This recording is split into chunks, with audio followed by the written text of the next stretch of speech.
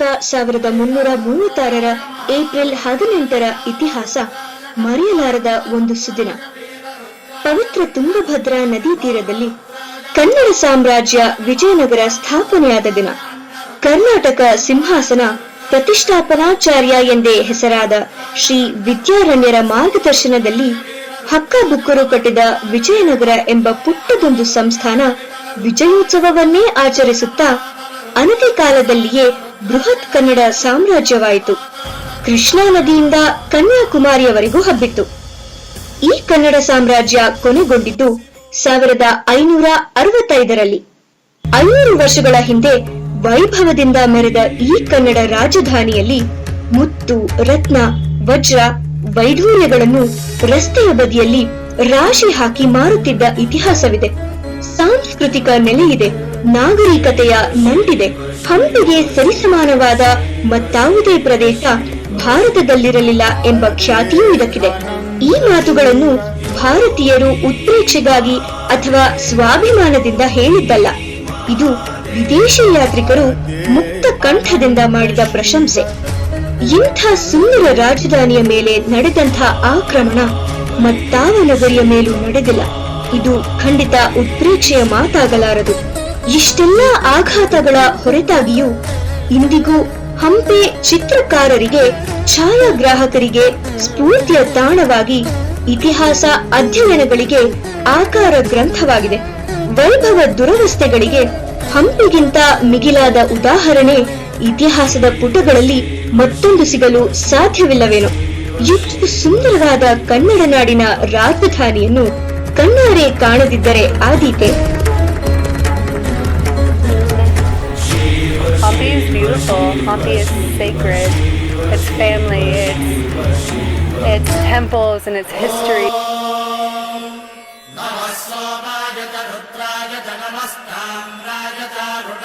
ವಿರೂಪಾಕ್ಷ ದೇವಾಲಯವು ಶಿವ ಹಾಗೂ ಅವನ ಸಂಗಾತಿ ದೇವತೆಯಾದ ಪಂಪಾಳಿಗೆ ಸಮರ್ಪಿತವಾಗಿದೆ.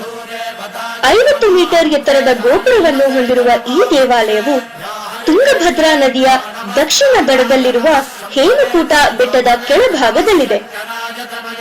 ದಕ್ಷಿಣ ಭಾರತದ ದ್ರಾವಿಡಿಯನ್ ಮಾದರಿಯ ವಾಸ್ತುಶಿಲ್ಪವನ್ನು ಹೊಂದಿರುವ ಈ ದೇವಾಲಯವು ಇಟ್ಟಿಗೆ ಹಾಗೂ ಮೋಟಾರ್ಗಳಿಂದ ರಚಿಸಲ್ಪಟ್ಟಿದೆ. ವಿರೂಪಾಕ್ಷ ದೇವಾಲಯವು 7ನೇ ಶತಮಾನದಲ್ಲಿ ನಿರ್ಮಾಣವಾಗಿದ್ದು, ಕೆತ್ತನೆಯ ಕೆಲಸವು ಸುಮಾರು 9 ಹಾಗೂ 11ನೇ ಶತಮಾನಗಳ ಮಧ್ಯದಲ್ಲಿ ಮಾಡಲ್ಪಟ್ಟಿವೆ.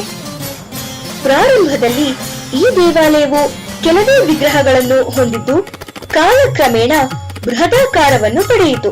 ಕ್ರಿಸ್ತಶಕ 1510ರಲ್ಲಿ ಕೃಷ್ಣದೇವರಾಯರಿಂದ ರಂಗಮಂಟಪವು ನಿರ್ಮಿಸಲ್ಪಟ್ಟಿದ್ದು, ವಿಜಯನಗರದ ಶೈಲಿಯ ವಾಸ್ತುಶಿಲ್ಪವನ್ನು ಸೂಚಿಸುತ್ತದೆ. ತದನಂತರ ಕಂಬಗಳು, ದೀಪಸ್ತಂಭಗಳು, ಸ್ತೂಪಗಳು ನಿರ್ಮಿಸಲಾಯಿತು. ಹಿಂದೂ ಸಂಸ್ಕೃತಿಯನ್ನು ಬಿಂಬಿಸುವಂತಹ ಪ್ರಾಣಿ ಪಕ್ಷಿಗಳ ಕೆತ್ತನೆಗಳು ವಿರೂಪಾಕ್ಷ ದೇವಾಲಯದ ಪ್ರಮುಖ ಆಕರ್ಷಣೆ.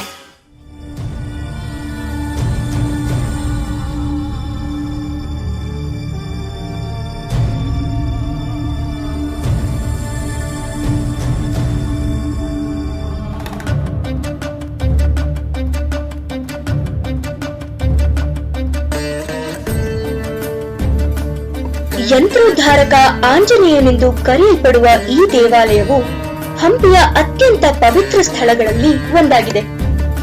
ಈ ದೇವಾಲಯವು ಹನುಮಂತ ಅಥವಾ ಆಂಜನೇಯನಿಗೆ ಅರ್ಪಿತವಾಗಿದ್ದು, ಇಲ್ಲಿ ಹನುಮಂತನ ವಿಗ್ರಹವು ತಾಯತ ಅಥವಾ ಯಂತ್ರದಲ್ಲಿದ್ದು, ಸುತ್ತಲೂ ಕೋಟೆಯ ರೂಪಗಳನ್ನು ಕೆತ್ತಲಾಗಿದೆ. ಇಲ್ಲಿ ಹನುಮಂತನು ಕುಳಿತು ಪ್ರಾರ್ಥಿಸುತ್ತಿರುವ ಅಥವಾ ಧ್ಯಾನಿಸುತ್ತಿರುವ ಭಂಗಿಯಲ್ಲಿದ್ದು ಅತ್ಯಂತ ವಿಶಿಷ್ಟವಾಗಿದೆ. ಇದೊಂದು ಹಿಂದೂ ಸಂಸ್ಕೃತಿಯ ದೇವಾಲಯವಾಗಿದ್ದು, ಹೊರ ಆವರಣದಲ್ಲಿ ಪವಿತ್ರವಾದ ಹತ್ತಿ ಗಿಡವಿದ್ದು, ಅದರ ಕೆಳಗೆ ಅನೇಕ ಬಗೆಯ ಸರ್ಪದ ಕಲ್ಲುಗಳನ್ನು ಕಾಣಬಹುದು. ಈ ದೇವಾಲಯವು ಭಕ್ತರಿಗಾಗಿ ಬೆಳಿಗ್ಗೆ ಮತ್ತು ಸಾಯಂಕಾಲದಂದು ತೆರೆದಿರುತ್ತದೆ. ರಾಜರ ತುಲಾಭಾರ ಅಥವಾ ತುಲಪುರುಷಾದನ ಎಂದೇ ಪ್ರಸಿದ್ಧಿಯಾದ ಇದು ವಿಜಯ ವಿಠಲ ದೇವಾಲಯದ ನೈಋತ್ಯ ಭಾಗದಲ್ಲಿದೆ. ಆಗಿನ ಸ್ಥಳೀಯ ಆಡಳಿತಗಾರರು ತಮ್ಮನ್ನು ತಾವೇ ಧಾನ್ಯ, ಬಂಗಾರ, ಬೆಳ್ಳಿ, ಮುತ್ತು, ರತ್ನಗಳಿಂದ ತೂಗಿಸಿಕೊಳ್ಳುತ್ತಿದ್ದರಿಂದ ಈ ಹೆಸರು ಬಂದಿದೆ. ಈ ಬಗೆಯ ಆಚರಣೆಯು ವಿಶೇಷವಾಗಿ ಸೂರ್ಯಗ್ರಹಣ ಮತ್ತು ಚಂದ್ರಗ್ರಹಣಗಳಲ್ಲಿ ಜರುಗುತ್ತಿದ್ದು, ತೂಗಿಸಿಕೊಂಡಂಥ ರಾಜನ ತೂಕಕ್ಕೆ ಸಮನಾದ ವಸ್ತುಗಳನ್ನು ಅರ್ಚಕರು ಅಥವಾ ಪುರೋಹಿತರಿಗೆ ದಾನದಲ್ಲಿ ನೀಡಲಾಗುತ್ತಿತ್ತು. ಇಲ್ಲಿ 15 ಅಡಿ ಎತ್ತರದ ಗ್ರಾನೈಟ್ ಕಲ್ಲಿನ ಕಂಬಗಳಿದ್ದು, ಅದರ ಮೇಲೆ 12 ಅಡಿ ಉದ್ದದ ಕಲ್ಲಿನ ಕಂಬವನ್ನು ಇಡಲಾಗಿದೆ. ಇದು ಕಂಪ ಭೂಪನ ಮಾರ್ಗದ ಅಂತ್ಯದಲ್ಲಿದ್ದು ವಿಜಯ ವಿಠಲ ದೇವಾಲಯದ ಹತ್ತಿರದಲ್ಲಿದೆ. ವಿಠಲ ದೇವಸ್ಥಾನ ಇದು 16ನೇ ಶತಮಾನವಾಗಿದ್ದು ವಿಠಲ ಅಥವಾ ವಿಷ್ಣು ದೇವರಿಗೆ ಅರ್ಪಿತವಾಗಿದೆ. ಈ ದೇವಾಲಯವು ಸೌಂದರ್ಯಭರಿತವಾದ ಜಟಿಲ ವಿನ್ಯಾಸ ಹಾಗೂ ಇಲ್ಲಿ ಬೇರೆಲ್ಲೂ ಇರದ ಅದ್ಭುತ ವಾಸ್ತುಗಾರಿಕೆಯನ್ನು ಹೊಂದಿದ್ದು, ಇಲ್ಲಿ ಬರುವ ಪ್ರವಾಸಿಗರು ನೋಡಲೇಬೇಕಾದ ಒಂದು ಸ್ಥಳವಾಗಿದೆ. ಈ ದೇವಾಲಯವು ಮೂಲ ದಕ್ಷಿಣ ಭಾರತದ ದ್ರಾವಿಡಿಯನ್ ಶೈಲಿಯ ಮಾದರಿಯ ಗುಡಿಗಳ ವಾಸ್ತುಶಿಲ್ಪವನ್ನು ಹೊಂದಿದೆ. ವಿಜಯನಗರ ಸಾಮ್ರಾಜ್ಯದ ಶೈಲಿಯ ಛಾಪನ್ನು ಹೊಂದಿದ ಈ ದೇವಾಲಯವು 2ನೇ ದೇವರಾಯನ ಆಳ್ವಿಕೆಯಲ್ಲಿ ನಿರ್ಮಿಸಲ್ಪಟ್ಟಿದೆ. ಸುಶೋಭಿತ ಸ್ತಂಭಗಳು ಮತ್ತು ಸೂಕ್ಷ್ಮ ಕೆತ್ತನೆಯ ಕೆಲಸಗಳು ನೋಡುಗರನ್ನು ಮೂಕ ವಿಸ್ಮಿತರನ್ನಾಗಿ ಮಾಡುತ್ತದೆ. ಈ ದೇವಾಲಯದ ಅದ್ಭುತ ವಿಶೇಷವೆಂದರೆ ಇದರ ರಂಗಮಂಟಪ ಹಾಗೂ ಬಡಿದಾಗ ಸಂಗೀತವನ್ನು ಹೊರಸೂಸುವ 56 ಸಂಗೀತಮಯ ಸ್ತಂಭಗಳು. ಮೂರ್ತಿಗಳನ್ನು ಒಳಭಾಗದಲ್ಲಿ ಇರಿಸಲಾಗಿದ್ದು, ಗುಡಿಯ ಹೊರ ಆವರಣದಲ್ಲಿ ಕಲ್ಲಿನ ರಥವನ್ನು ಕಾಣಬಹುದು. ಆವರಣದ ಪೂರ್ಣ ಭಾಗದಲ್ಲಿರುವ ಈ ಭಾರವಾದ ರಥವು ಕಲ್ಲಿನ ಚಕ್ರಗಳನ್ನು ಹೊಂದಿದ್ದು, ಈಗಲೂ ಚಲಿಸುವ ಸಾಮರ್ಥ್ಯ ಹೊಂದಿದೆ.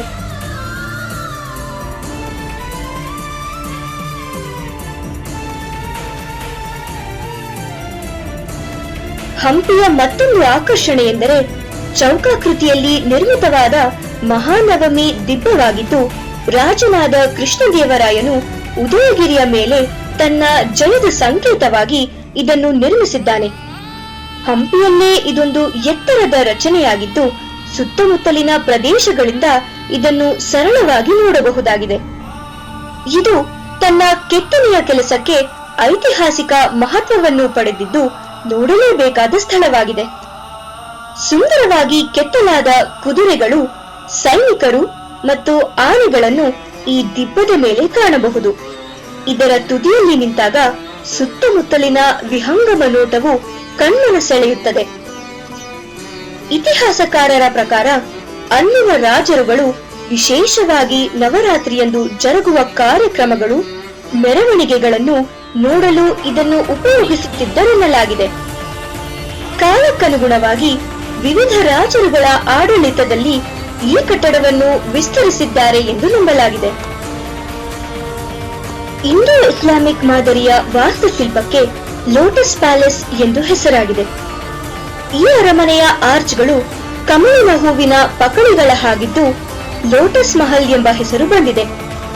ಅಂದಿನ ಮಹಾರಾಣಿಯರಿಗೆ ಈ ಸ್ಥಳವು ಬೇಸಿಗೆಯ ದಿನದಲ್ಲಿ ಹವಾನಿಯಂತ್ರಿತ ಕೊಠಡಿಗಳ ಅನುಭವ ನೀಡುತ್ತಿತ್ತು. ತನ್ನ ವೈಭವತೆಯನ್ನು ಉಳಿಸಿಕೊಂಡ ಕೆಲವು ರಚನೆಗಳಲ್ಲಿ ಲೋಟಸ್ ಮಹಲ್ ಕೂಡ ಒಂದಾಗಿದೆ. ಶ್ರೀ ಲಕ್ಷ್ಮೀ ನರಸಿಂಹ ಗುಡಿಯಲ್ಲಿ 6.7 ಮೀಟರ್ ಎತ್ತರವಿರುವ ಒಂದೇ ಕಲ್ಲಿನಲ್ಲಿ ಕೆತ್ತಲಾದ ನರಸಿಂಹನ ವಿಗ್ರಹವು ಆದಿಶೇಷನ ಮೇಲೆ ವಿಶ್ರಮಿಸುವ ಭಂಗಿಯಲ್ಲಿದೆ. ಇದನ್ನು ಕ್ರಿಸ್ತಶಕ 1528ರಲ್ಲಿ ದೊರೆಯಾದ ಕೃಷ್ಣದೇವರಾಯನ ಆಳ್ವಿಕೆಯಲ್ಲಿ ಪೂರ್ಣಗೊಳಿಸಲಾಯಿತೆಂದು ತಿಳಿದುಬರುತ್ತದೆ. ಮೂಲ ವಿಗ್ರಹವು ಲಕ್ಷ್ಮೀ ದೇವತೆಯು ವಿಷ್ಣುವಿನ ತೊಡೆಯಲ್ಲಿ ಕುಳಿತಿರುವ ಭಂಗಿಯಲ್ಲಿದೆ. ಆದರೆ ಕ್ರಿಸ್ತಶಕ 1565ರಲ್ಲಿ ಲಕ್ಷ್ಮೀ ದೇವತೆಯ ವಿಗ್ರಹವು ನಾಶ ಹೊಂದಿತು. ಸಂಗಮರು ಗ್ರಾನೈಟ್ ಕಲ್ಲುಗಳಿಂದ ಶ್ರೀ ಲಕ್ಷ್ಮೀ ನರಸಿಂಹ ದೇವಾಲಯವನ್ನು ಕಟ್ಟಿದ್ದಾರೆ. ಬಡವಲಿಂಗ 9 ಅಡಿಯ ದೇವಸ್ಥಾನವಾಗಿದ್ದು, ಲಕ್ಷ್ಮೀ ನರಸಿಂಹ ದೇವಸ್ಥಾನದ ಸಮೀಪವೇ ಕಾಣಿಸುತ್ತದೆ. ಇದರ ವಿಶೇಷತೆ ಎಂದರೆ ಇದು ಒಂದು ಪ್ರಾಚೀನ ಕಾಲುವೆಯ ಮುಖಾಂತರ ಹರಿದು ಬರುವ ನೀರಿನಿಂದ ಸದಾ ಕಾಲ ಆವೃತವಾಗಿರುತ್ತದೆ. ಈ ಲಿಂಗದಲ್ಲಿ 3 ಕಣ್ಣುಗಳನ್ನು ಕೆತ್ತಲಾಗಿದ್ದು, ಸ್ಥಳೀಯರ ನಂಬಿಕೆಯ ಪ್ರಕಾರ ಹಂಪಿ ಎಂಬ ಬುಡಕಟ್ಟು ಜನಾಂಗದವನೊಬ್ಬ ತನ್ನ ಆಸೆಗಳನ್ನು ಈಡೇರಿಸಿದರೆ ಒಂದು ಶಿವಲಿಂಗವನ್ನು ಕಟ್ಟುತ್ತೇನೆಂದು ಮಾತು ಕೊಡುತ್ತಾನೆ. ಇದನ್ನರಿತ ಪರಮೇಶ್ವರನು ಅವನ ಆಸೆಗಳನ್ನು ಈಡೇರಿಸಲು ನಿರ್ಧರಿಸಿದ. ತದನಂತರ ಆ ಭಕ್ತನು ಈ ಬಡವಲಿಂಗವನ್ನು ನಿರ್ಮಿಸಿ ಈಶ್ವರನಿಗೆ ಅರ್ಪಿಸಿದ. ರಾಮಾಯಣದ ಪ್ರಕಾರ ಹೋಗುವುದಾದರೆ ಅಂಜನಾದ್ರಿ ಬೆಟ್ಟದ ಸಾಲುಗಳನ್ನು ಹನುಮಂತ ದೇವರ ಹುಟ್ಟು ಸ್ಥಳವೆಂದು ನಂಬಲಾಗಿದೆ. ಇದರ ಮೇಲೆ ಸುಂದರವಾದ ಹನುಮಾನ್ ದೇವಾಲಯವನ್ನು ಕಟ್ಟಲಾಗಿದ್ದು ಇದನ್ನು ಕೋತಿಗಳ ದೇವನಾದ ಹನುಮಂತನಿಗೆ ಅರ್ಪಿಸಲಾಗಿದೆ. ಈ ದೇವಾಲಯವನ್ನು ನೋಡಲು ಬೆಟ್ಟ ಹತ್ತುವಾಗ ಪ್ರವಾಸಿಗರು ಕೋತಿಗಳು ಹಾಗೂ ಬಂಡೆಗಳ ಮಧ್ಯೆ ಸಾಗಬೇಕಾಗುತ್ತದೆ. ಒಮ್ಮೆಯಾದರೂ ಹನುಮಂತನ ಭಕ್ತರು ಭೇಟಿ ನೀಡಲೇಬೇಕಾದ ಸ್ಥಳವಿದು.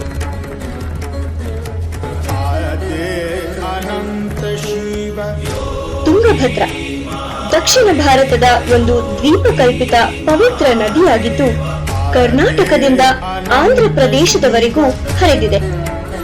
ಈ ನದಿಯ ದಕ್ಷಿಣ ಭಾಗದ ದಡದಲ್ಲಿ ಹಂಪಿ ಇದೆ. ಅಂದಿನ ವಿಜಯನಗರ ಕಾಲದಲ್ಲಿ ಕಟ್ಟಡಗಳ ನಿರ್ಮಾಣಕ್ಕೆ ಹಾಗೂ ವಿವಿಧ ನೀರಾವರಿ ಯೋಜನೆಗಳಿಗೆ ಈ ನದಿಯ ನೀರನ್ನು ಬಳಸಲಾಗುತ್ತಿತ್ತು.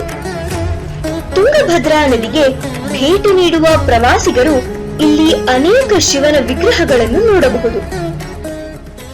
The people here, that's the biggest part about Hampi is the people here. People are passionate about Hampi. They've made a home and it's a beautiful place. ಇಷ್ಟೆಲ್ಲ ಹೊರತಾಗಿಯೂ ಹಂಪಿಗೆ ತನ್ನದೇ ಆದ ತೊಂದರೆಗಳಿವೆ. ಈಗ 48 ವರ್ಷ ಆದರೂ 48 ವರ್ಷನೇ ಹಂಪಿಯಲ್ಲೇ ಇರೋದು, ಬೇರೆ ಕಡೆ ಎಲ್ಲಿ ಹೋಗಿಲ್ಲ. ಆದರೆ ಇದು ನಮಗೆ ಭಾಳ ಪುನರ್ಜನ್ಮನೇ ಅನ್ಕೋಬೇಕು. ನಾವಿಲ್ಲಿ ಹುಟ್ಟಿರೋದು ಬಂದಂಥ ಯಾತ್ರಿಕರಿಗೆ ಅನುಕೂಲ ಇಲ್ಲ, ಭಾಳ ತೊಂದರೆ. ಗೌರ್ಮೆಂಟ್ ಕೂಡ ಯಾವುದೂ ಹೆಲ್ಪ್ ಮಾಡೋಂಗಿಲ್ಲ ಇಲ್ಲಿ.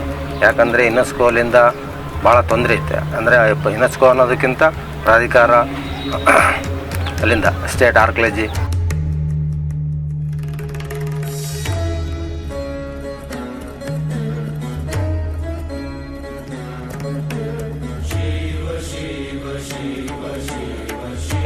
ಸರಿಗೆ ಯಾರು ಆಫೀಸರು ಬಂದು ನೋಡೋದಲ್ಲ. ಸರಿಗೆ ಅವನು ಮಾಡಿದ್ದು ಹೋಗಿದ್ದೆ ಕೇಳೋರು ಯಾರು ಇಲ್ಲ.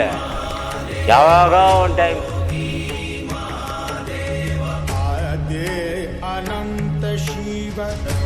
ಆವಾಗ ಊರಿದ್ದಾಗೂ ಇನ್ನೂ ಜನಸಂಖ್ಯೆ ಜಾಸ್ತಿ ಇದ್ದಾಗ ಅವಾಗ ಇನ್ನೂ ಒಳ್ಳೆ ಮೇನ್ ಬಜಾರ್ ಎಂಬುದು ಲಕ್ಷಣ ಕಾಣ್ತಿತ್ತು. ಈಗ ಏನು ಲಕ್ಷಣ ಇಲ್ಲ. ಯಾಕಂದರೆ ಈ 4 ವರ್ಷದಿಂದ ಎಲ್ಲ ಡೊಮಿನೇಷನ್ ಮಾಡಿದ್ರು. ಅಂದರೆ 3000 ಜನ ಮೂವ್ ಆದರು ಬೇರೆ ಕಡೆ. ಇಲ್ಲಿ ವಾತಾವರಣ ಅವ್ರೇನಂತಾರೆ ಅಂದರೆ ಓಲ್ಡ್ ಕಲ್ಚರ್ ಇರಬೇಕು. ಅಂದರೆ ಹಳೆ ಕಾಲದ್ದು ಹೆಂಗಿರ್ತದೆ, ಎಂಡೆ ನೀರು ಸಾರಿಸೋದು, ರಂಗೋಲಿ ಹಾಕೋದು, ಆ ಟೈಪ್ ಇರ್ರಿ ಅಂತ ಅವರು. ಅದೇ ಟೈಪ್ ಇಲ್ಲಿ ಇರೋದೆಲ್ಲ. Hampi is home. It's definitely a unique place.